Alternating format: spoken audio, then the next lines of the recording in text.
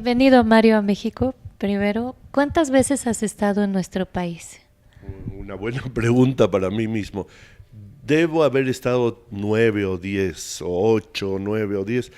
Algunas veces he estado, no en el país, he estado en la Ciudad de México, todas las veces. Una vez fui a Monterrey, a un congreso en Monterrey, académico allá, y otra vez fui a otro congreso que era congresos alrededor de la Feria del Libro de Guadalajara, dedicada a Israel en el 2013. Me parece que aquella habrá sido la última vez que vine y ahora vine de vuelta. Platícanos un poco de ti. Bueno, yo no soy una persona muy interesante, o sea, sobre mí nadie va a escribir ninguna biografía. Primero, porque me parece que la gente de mi edad ya atrae menos la atención. Eso es un complejo, bueno, complejo etario, no sé cómo se llama. Eh, bueno, yo soy, si me tengo que autodefinir, soy judío, israelí, ashkenazí, de origen polaco. Creo que todo esto tiene incidencias sobre mi vida. Nacido en Argentina, criado en Chile y que vivo en Israel hace 52 años. Y que ahora, en los últimos años, cuando me comienzo a escribir esta historia mínima de Israel, este libro por el cual he venido ahora a México, yo, profesor en la Universidad Hebrea de Jerusalén, Ciencias Políticas, pienso, bueno, esto va a ser una tarea muy simple para ti, porque viviendo 52 años en Israel, he vivido la mayor parte de la vida de Israel independiente en ese país. O sea, he vivido la historia de Israel como un individuo, naturalmente. Y por otro lado tenía el privilegio de ser miembro del Departamento de Ciencia Política, o sea que discutía directamente con los autores de la masa más seria de investigación sobre Israel en política, que eran mis colegas, tanto en la Universidad Hebrea como aquellos que en las otras universidades de Israel y gente de otros lugares del mundo. Entonces tenía el privilegio de discutir los trabajos de ellos y me iba enterando de muchísimas cosas, creo yo, bastante serias, bastante profundas sobre Israel, pero cuando comienzo a escribir el libro me doy cuenta que soy un gran ignorante sobre lo que ha sucedido en mi país. Yo digo mi país porque soy ciudadano israelí, hace mucho que estoy allá. Entonces me doy cuenta de mi gran ignorancia y eso, continuando la conversación anterior, me lleva a comenzar a leer una gran cantidad de materiales y a conversar con estos colegas diciendo, bueno, pero fíjate aquí, fíjate allá. Y no digo que he descubierto ninguna gran novedad, pero los niveles de complejidad y la profundidad que tienen los procesos que afectan a Israel y que afectan a todo el Medio Oriente en general, son increíbles, son realmente increíbles. Y una cosa que me he dado cuenta también es que gran parte de la gente responsable en puestos muy centrales, tanto políticos como económicos, como sociales, como religiosos y culturales en Israel, se expresa públicamente desde lugares muy altos sin tener idea sobre lo que están hablando. Ahora, a ver, para moderar, enseguida te voy a dar el ejemplo clásico. Para moderar esta opinión, no estoy diciendo que son ignorantes. Estoy diciendo que por su tarea no se han dedicado ni a investigar, ni a pensar, ni a profundizar realmente en los temas que ellos mismos están hablando. El ejemplo más claro es un ejemplo político, que es el área que me atañe a mí.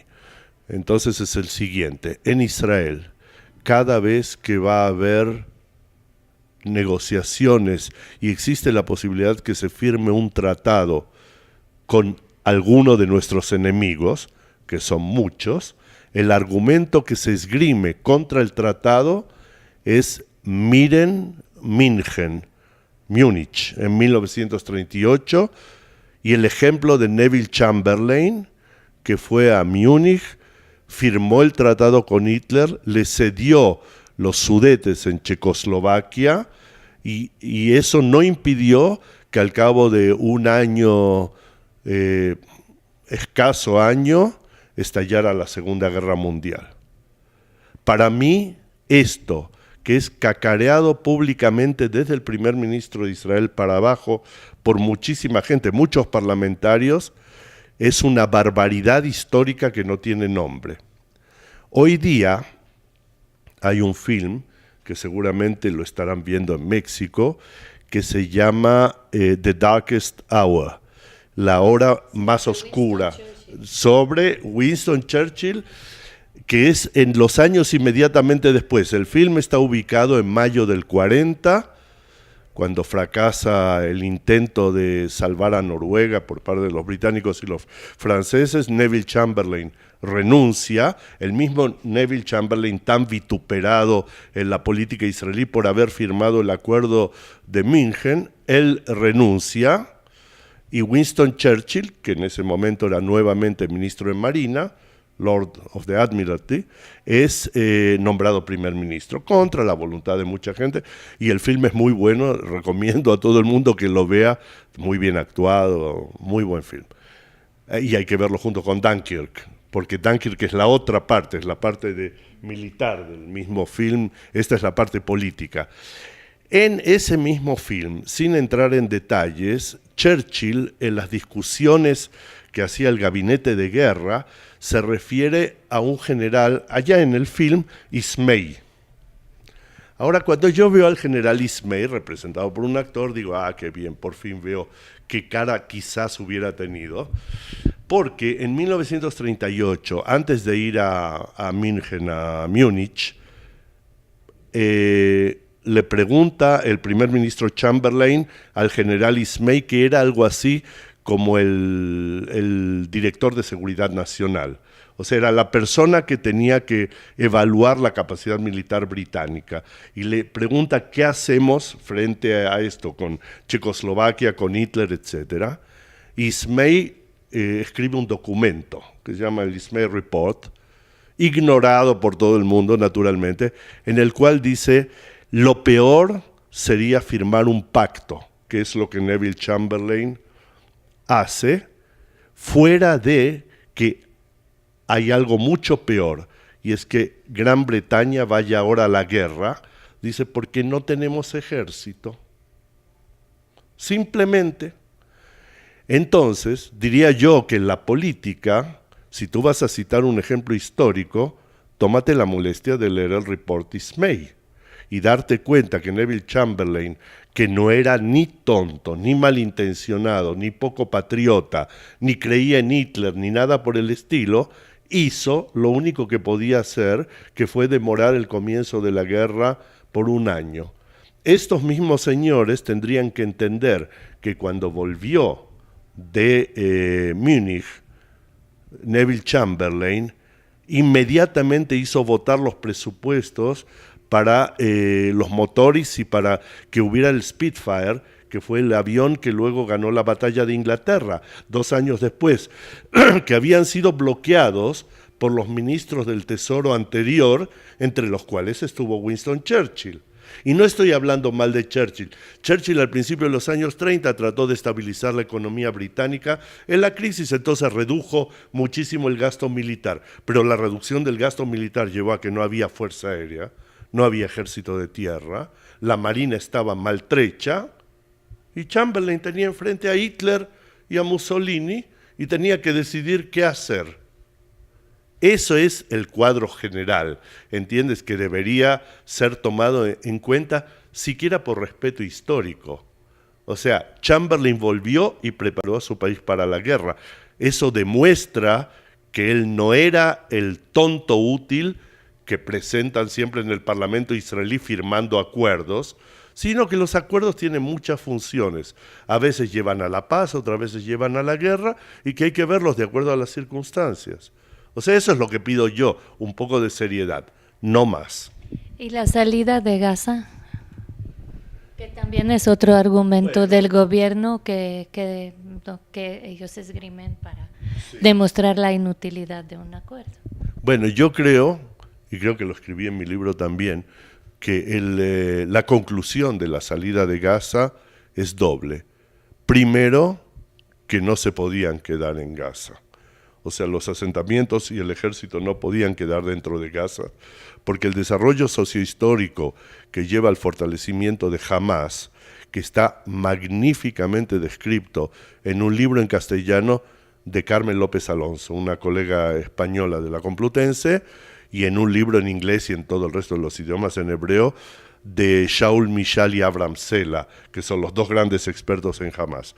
Hamás se iba desarrollando a lo que llega a ser hoy y se hubiera seguido desarrollando con o sin los asentamientos, con o sin el ejército.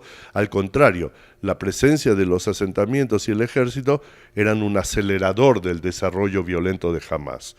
Entonces, no sé si la alternativa era una alternativa válida, por un lado. Por otro lado, la conclusión más importante es que no se puede lograr soluciones unilaterales de ningún tipo. La salida de Gaza fue una solución unilateral, no negociada, siempre con la misma historia de que el enemigo no quiere negociar. En aquel caso, es verdad, la OLP, Fatah, la autoridad palestina, no querían, no podían negociar, porque esta autoridad palestina está frente a una situación imposible de cuasi guerra civil continua. O sea, tienen un grave problema con Israel, por un lado, y por otro lado tienen un grave problema con Hamás, Jihad Islami, etcétera, etcétera. O sea, están como acorralados. Y con esto no estoy diciendo nada positivo sobre la autoridad palestina, cuya corrupción y falta de iniciativas y muchas veces falta de responsabilidad en sus actitudes políticas detesto. Pero son los únicos negociables. Y como uno nunca elige sus enemigos, entonces yo creo que otra que negociar con ellos no queda, porque me parece que negociar con Hamás es imposible. Así me parece. O sea, en este momento yo podría hacer un cuadro muy complejo y explicar que Hamás, al igual que la autoridad palestina, igual que Fatah, no son cuerpos homogéneos, uniformes, compactos, que siguen todos al liderazgo en forma ciega, sino que están muy subdivididos, muy fraccionados y muy enfrentados dentro de ellos mismos.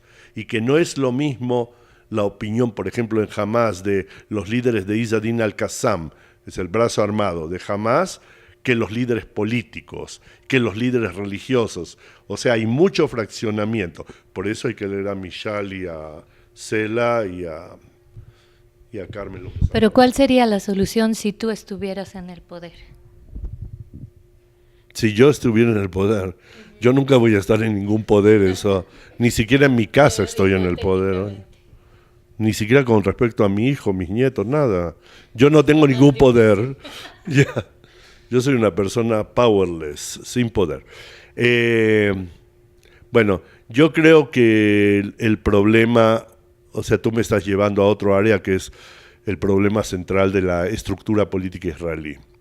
Y el problema central de la estructura política israelí, que es, por un lado, muy representativa, o sea, hay muchos partidos, casi todo sector de alguna u otra manera está representado, inclusive cuando hay bloques partidarios como el bloque árabe hoy día en el Parlamento, incluye un ala nacionalista, un ala religiosa y un ala de izquierda. Y también el Likud mismo, el partido de gobierno, tiene gente que va desde, no sé, Benny Begin, el hijo de Menachem Begin, que es un demócrata, quizás admirador de la democracia británica como era su padre, y una persona muy correcta y moralmente proba de cualquier manera, hasta gente como este diputado Hassan, que dice públicamente cualquier barbaridad, que ya lo habrán visto, que quizás es muy buen tipo, yo no sé, pero públicamente no deja ni bien ni a sí mismo, ni al Parlamento, ni al Estado, ni a nadie, ni siquiera cuando llegó Trump, este es el famoso que se sacó el selfie con Trump, ¿verdad? Ya, o sea, hay de todo, o sea, son partidos muy grandes y muy variados en su composición. Es muy representativo, pero es muy indecisivo. O sea, es un sistema que por la alta representatividad proporcional está muy dividido, necesita coaliciones de gobierno en la cual, en cada coalición, siempre alguien tiene derecho a vetar algo. Y al tener derechos de veto, ¿no? El veto es, si no hacen lo que yo digo, me salgo de la coalición y cae el gobierno. Eso es una receta de indecisión. O sea, la mayor parte de la gente creo que no sabe que el sistema político israelí fue establecido en los años 20, no en los años 40, como generalmente se rumorea, y que fue establecido alrededor de las instituciones nacionales, Histadrut, el Vada Leumí, etcétera, etcétera, y que estaban bajo un gobierno británico, bajo el gobierno del mandato, o sea, no tenían la responsabilidad de decidir, tenían la responsabilidad de representar, y por eso eligieron este sistema. Desde el establecimiento del Estado de Israel, Ben Gurión mismo intentó cambiar el sistema desde el primer día. Dijo, ahora necesitamos un sistema de decisiones. Y el sistema de decisiones que Ben Gurión quería era imposible de lograr porque el órgano que tenía que decidir el cambio era el órgano de la representatividad, la Knesset, el Parlamento. Y ningún parlamento se suicida. O sea, nadie va a adoptar un sistema en el cual va a quedar eliminado o marginalizado. Entonces, bueno, Ben Gurión le encontró una solución, que también es parte de lo que he escrito allá, que es muy original, muy complicada, diría yo, y que impuso una tradición en la cual siguen viviendo los gobiernos israelíes, y es de no hacer planeamiento estratégico y no tomar decisiones estratégicas que tengan que ver con la transparencia pública. O sea, se pueden tomar decisiones estratégicas a nivel de los escándalos actuales, compramos más submarinos, compramos menos submarinos, porque eso no se discute con el público, porque todo lo que tiene que ver con seguridad es secreto, teóricamente es secreto, bueno, hasta por ahí no más. Pero básicamente es así, eso es legal, pero no pueden, decisiones públicas estratégicas políticas son imposibles de lograr con este sistema político, esto no hay manera. O sea, ¿pero qué harías tú? Sí. Reformar el sistema político. Sí, pero ¿qué harías tú con los palestinos? Yo creo que los palestinos tienen que hacer sus cosas entre ellos mismos, ¿sí?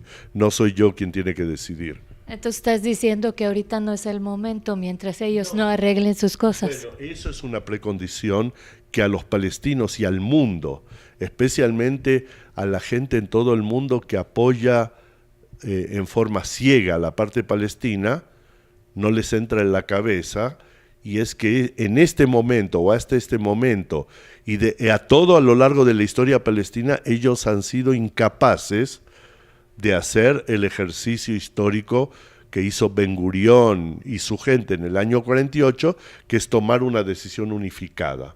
Ese es un problema gravísimo de los palestinos. O sea, la cuestión esta de la pacificación entre los palestinos, si la OLP y la Autoridad Palestina controlan o no controlan Gaza, en mi opinión es una cuestión vital para Israel, no solo para los palestinos, porque mientras ellos no se pongan de acuerdo y haya distintas organizaciones armadas, cada una de las cuales dirija su propia política violenta, o sea, tenga la capacidad de desestabilizar la situación siempre, esto no se resuelve. O sea, tiene que haber un control central único, especialmente sobre los medios de uso violento, el armamento y las organizaciones militares, paramilitares. No puede haber una organización paramilitar del Jihad Islami y una del Hamas y una de este y del otro y de aquel y el Frente Popular de Liberación, y cada uno tiene sus organizaciones militares de resistencia y la autoridad palestina está ahí arriba flotando en el aire. Eso no funciona. Cuando no les gusta algo, van, hacen un ataque, ponen una bomba, matan a alguien y se terminó el proceso. O sea, pero así es en el mundo árabe, ¿no? No, yo creo que no. ¿Por qué dices que así es? O sea, el argumento tuyo se puede ensanchar y decir así es en el mundo. O sea, en todo el mundo, cuando a alguien no le gusta demasiado algo, comete actos de violencia y se destabiliza. Yo soy del Líbano, entonces. Bueno, tú dices que el Líbano es un caso muy especial. Sí. Oye, tengo colegas que que investigan el Líbano, ahora en Barak y otra gente. Es muy interesante el Líbano, pero sí, hay un problema. A ver, si tú te refieres a que en el Medio Oriente hay un problema básico, que el modelo de Estado-nación europeo no está diseñado para el Medio Oriente, que fue impuesto por las potencias coloniales. En el caso del Líbano les hicieron ese sistema en base al censo famoso de los años 30, que es absolutamente obsoleto, que el censo ya es una de las causas porque el censo distribuyó el poder político de acuerdo a la posición, al cuadro demográfico de aquella época. Y distribuir el poder político es igual que distribuir dinero. Entonces, luego, cuando se distribuye dinero, sucede siempre lo siguiente. Aquellos que se enriquecen tienen menos hijos. Aquellos que pierden, los que se empobrecen, tienen más hijos. Cambia la situación demográfica, Líbano. Resultado, ya, digamos. Pero yo te quiero llevar a otra cosa. La lógica de la nación-estado es una lógica bastante perversa en Europa también. O sea, las naciones-estados en Europa se hicieron sus guerras mundiales, casi lograron destruir la humanidad.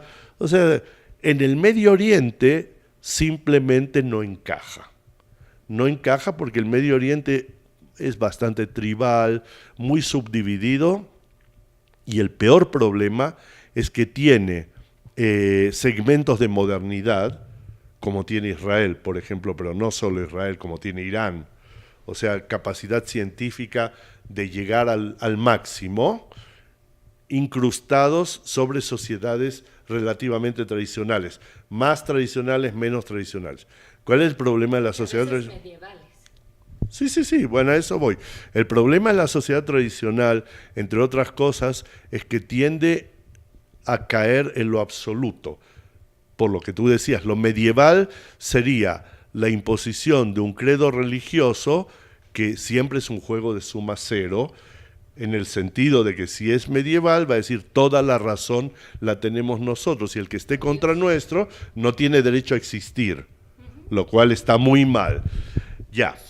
Y eso existe en diversas formas en todo el Medio Oriente por parte de los grupos mayoritarios. Los minoritarios no. Los minoritarios siempre quieren ser democráticos, ¿sí? Porque quieren que alguien les cuide la casa y la propia vida, porque si no los matan, o sea, terminan mal.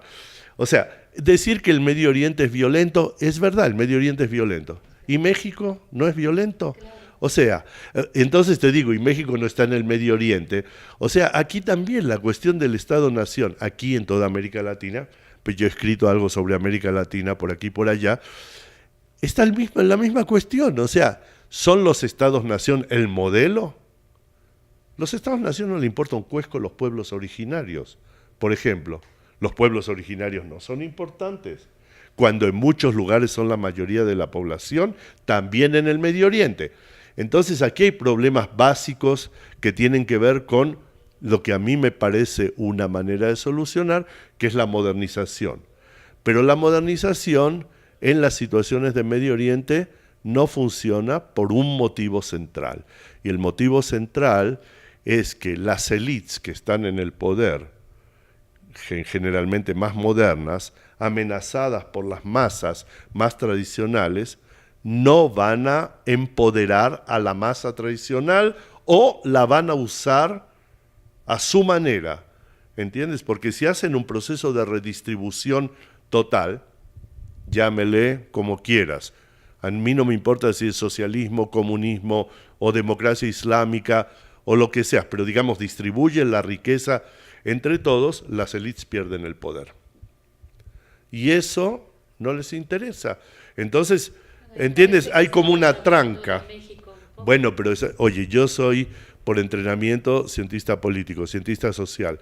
Para mí, yo sé que hay grandes diferencias históricas, culturales, etcétera, pero yo digo que todo todos son fenómenos políticos sociales que tienen distinta validez de acuerdo al desarrollo social y cultural de aquí y de allá. Pero que no, o sea, el ser humano es ser humano aquí, en Israel, en Palestina y en la Cochinchina, y en el norte y sur de México y centro también. Son seres humanos todos, están definidos como una categoría muy seria. Que tiene muchas diferencias, tiene muchas diferencias. Que las diferencias se pueden limar, las diferencias se pueden limar. Eso vemos porque vemos que hay sociedades que sí funcionan con los mismos seres humanos, con distintos niveles de desarrollo, de cultura, de modernidad, de educación, de aquí, de allá. O sea, no te quiero hacer el discurso fácil de los alumnos, ¿no? Pero lo que estoy diciendo es que lo que a mí me respecta en el caso de Israel y que me molesta es la falta de capacidad de tomar decisiones estratégicas y sacarlas adelante. O sea, a mí me molesta que los males que afectan a todo el mundo afectan también a Israel, no solo desde afuera, desde adentro también. Y eso no me gusta. O sea, yo creo que Israel es una sociedad que por su composición básica y su desarrollo histórico tenía un potencial de llegar a ser otra cosa. Y acepto el argumento de que las guerras y el terror y todo han debilitado y han retrasado y han desempoderado, han hecho muchísimo daño, pero por otro lado, la cuestión esta de la decisión estratégica y de no pagar los precios por decisiones estratégicas es un impedimento muy, muy fuerte para Israel también. Siguiendo sobre este tema de los problemas que aquejan a Israel y el papel tan único que tiene Israel, tanto en Medio Oriente como en el mundo, ¿cuál es el papel que como teórico, como sociólogo, como historiador, ves de Israel en el contexto específico de Medio Oriente y en el mundo? O sea, ¿cuál es el lugar de Israel que tiene que tomar? Porque en los 70 años que lleva como nación independiente, pues ha sido una lucha por sobrevivir, básicamente. Pero ahora que está empezando a cambiar la moneda, ¿no? Israel es un país innovador, es un país cada vez más rico, cada vez más estable, a pesar de sus problemas. ¿Cómo tiene Israel que cambiar para tomar su nuevo rol en el mundo y específicamente en el Medio Oriente? Mira, está claro que la llave de todo, más allá del problema del sistema político, porque en mi opinión este sistema político no es capaz de tomar las decisiones necesarias para que haya una paz, ¿entiendes? Porque está tan fraccionado por dentro que ninguno de ambos lados le va a dejar al segundo hacer realmente lo que planea hacer o quiere hacer. Pero indudablemente el problema de la paz es central y lo voy a hacer, voy a tratar de hacer lo contrario de lo que hago generalmente. Te voy a dar un ejemplo y luego muchos más para que... Israel tiene resuelto uno de los principales problemas de la humanidad futura, que es el problema del agua. El problema del agua es el problema central de Medio Oriente. El Medio Oriente, si no se hace algo con respecto al problema de agua, se va a poner cada vez más violento por el problema de agua. Ya no por el petróleo, ni por las religiones, ni nada, sino porque va a faltar agua. Israel ha hecho, porque como tiene alta tecnología, la ha desarrollado también en este área, y teóricamente el beneficio de una paz, por ejemplo, con el mundo árabe, un beneficio inmediato sería resolver el problema del agua. A ver, no seamos inocentes, no creamos que esto está encerrado en Israel y que es un secreto que no se lo cuentan. Pues si todo el mundo anda por Israel y ve las plantas desalinizadoras y lo vende, ¿no? Sí, se vende, llega al enemigo también, pero la manera de hacerlo rápida y efectivamente es de cooperación directa. No que tenga que ir hacia allá y que el otro tenga que llevar y el tercero, y hasta que hace la planta y algo no funciona, entonces empieza la cadena nuevamente. Esto es imposible, es antihumano, diría yo. Ese es un ejemplo. O sea, Israel, como dices tú, ha resuelto muchos de sus adversidades, de sus problemas internos, superándolos, encontrando algún tipo de solución. Otro campo que Israel se distingue, aunque lo hace con muchos problemas, es la cuestión de la integración de inmigrantes. Israel es un país de inmigración que en un periodo relativamente corto ha duplicado, triplicado, cuadruplicado su población, siendo el factor migración más importante que la tasa de natalidad, porque la tasa de natalidad en Israel también es muy fracturada, de altísima tasa entre los beduinos, los judíos ultraortodoxos, grupos árabes, otros grupos judíos más religiosos, hasta sectores que se reproducen como en Europa, o sea que no tienen suficientes hijos, no suficientes, no hay suficientes, o sea, ni suficientes ni suficientes, que tienen un hijo o no tienen hijos, etcétera, etcétera, que tiene su lógica social y económica, pero bueno, pero es un problema para la sociedad a largo plazo. Entonces, Israel ha concebido y puesto en práctica este tipo de mecanismos, nuevamente con el problema de la falta de estrategia, ha sido siempre al revés. O sea, se han elaborado soluciones empíricas sobre el terreno. Hay en Israel una palabra maravillosa que es jaltura. Jaltura significa una improvisación. Israelíes son los reyes de la improvisación. Improvisan todo. Es como Arcadio Buendía, que descubrió 400 años después de Copérnico que la Tierra giraba alrededor del Sol, etc. Bueno, pero él no sabía que existía Copérnico, ¿verdad? La misma historia tenemos. Bueno, no, en Israel aprenden y toman ejemplos, etcétera, etcétera, pero el empiricismo llevó a cometer muchísimos errores y aprender de ellos, etcétera, y a la larga los productos, los productos terminan siendo positivos. Hay un ejemplo fantástico que les recomiendo. Ahora hay una serie en la televisión israelí. Televisión israelí es muy buena en lo documental, muy, muy buena. El resto, no sé, pero lo documental es muy bueno.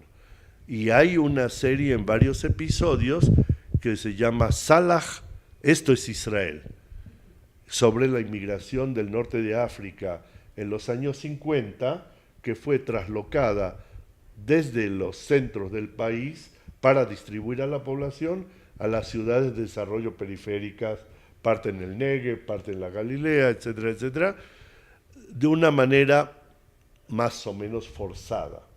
Ya, aunque es más complejo que los llevaron por la fuerza o no, pero había mucha manipulación, muy bien.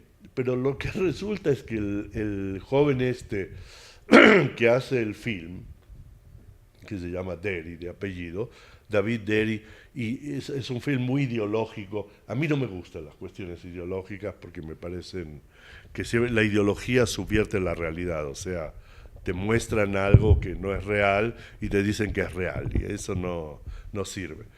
Pero él mismo, educado en una universidad, cineasta, hijo de una familia, dice él, de 10 hermanos, todos los cuales accedieron a educación y a posiciones socioeconómicas, culturales, etcétera, de éxito en sus propias áreas, es la prueba de que su tesis ideológica no tiene razón. ¿Entiendes? Es tan paradojal porque él muestra a sus padres y a toda la gente que vino con sus padres y cómo los llevaron en los camiones, y si no querían bajar en ese lugar recóndito en el medio del desierto, que iban a hacer funcionar el volquete para que bajen del camión, y que luego la policía no los dejaba irse de allá, no les dejaban entrar a las grandes ciudades, y así surgió Yerujam.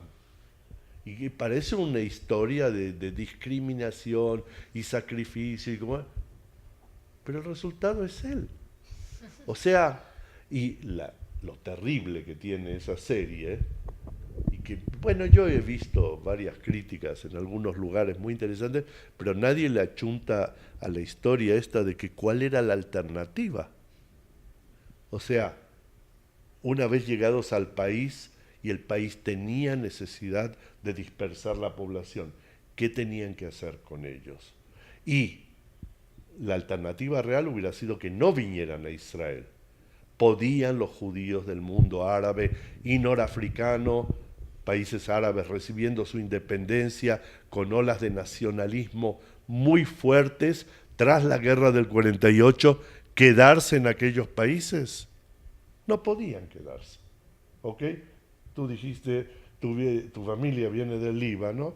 La vida de los judíos del Líbano, después de la guerra de independencia de Israel, se hizo imposible. No podían quedarse. Y así es. ¿Entiendes? Entonces, si vinieron a Israel, muchos fueron la gente que tenía más posibilidades. Fue a otros lugares del mundo, pero llegó una gran masa. ¿Y cuál era la alternativa? O sea, dejar a esta gente en Marruecos. O sea, yo no entiendo ese tipo de argumentos, ¿entiendes? A mí esas cosas me enloquecen, me dicen, bueno, aquí hay algo sumamente irracional. Entonces, yo creo que la cuestión de inmigración es una cuestión que Israel tiene mucho que compartir con todo el mundo. Inclusive la muy difícil integración de los judíos etíopes, que es difícil, y la muy difícil integración de los judíos de la ex Unión Soviética, que es difícil hasta el día de hoy. Tú vas a escuchar los mismos argumentos, discriminación, aquí y allá, pero básicamente todos de alguna u otra manera se van integrando, así como se integraron los judíos del mundo árabe y los norafricanos. Y así como escribe Uri Avneri, el viejísimo periodista israelí, lo mejor que hay en periodismo en Israel, creo yo. Ahora inmediatamente van a decir, de izquierda, de ultraizquierda, es un gran periodista. Él escribe que él llegó en el año 33 con sus padres de Alemania, lo más culto y refinado y desarrollado y moderno del pueblo judío. Su padre, que era millonario, en un año perdió todo el dinero que tenía porque no estaba acostumbrado a la manera de hacer negocios en Israel, no sé cómo ni por qué, y él dice que él en séptimo año del colegio, dejó el colegio a los 14 años y se fue a trabajar, o a los 13 años, y comenzó a trabajar, y su madre trabajaba y su padre trabajaba, y vivían en la miseria casi total, que apenas si lograban sobrevivir con alimentos, y que tuvieron una recepción muy dura en Israel. O sea, esto en los años 30, les costó mucho. Entonces él dice, muy bien, yo entiendo que a los judíos de Noráfrica, y él es un paladín de Dota Mizrach, de los judíos orientales, siempre los defendió, aunque él es alemán, pero siempre se identificó con ellos y los defendió. Dice, pero están exagerando. Dice, yo también y mi familia la pasamos re mal.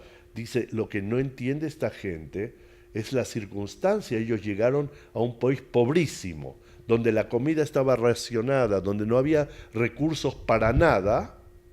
Y sí, los enviaron al Negev porque era una de las metas nacionales, o a la Galilea, de distribuir la población. Y, dice, la pasaron mal.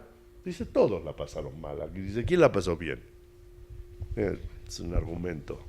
Bueno, y puedo seguir, o sea, lo que puedo decir es lo siguiente. Liberado del collar de acero de la guerra, porque Israel vive con ese collar de acero de que el gasto de defensa y la sombra esa todo el tiempo que quizás va a haber una guerra. Piensen a nivel social, que significa las madres, padres mandan a los hijos al ejército a los 18 años y es peligroso, o sea, no van a hacer guardia en el Palacio Presidencial o qué sé yo dónde, van a la guerra. Es una carga muy pesada esta. Si se hiciera una paz, si se acordara un proceso de pacificación y se quitara el collar de acero que impide que Israel crezca más, yo creo que iría en dos direcciones. Hay una que ya está muy clara, es la individualización.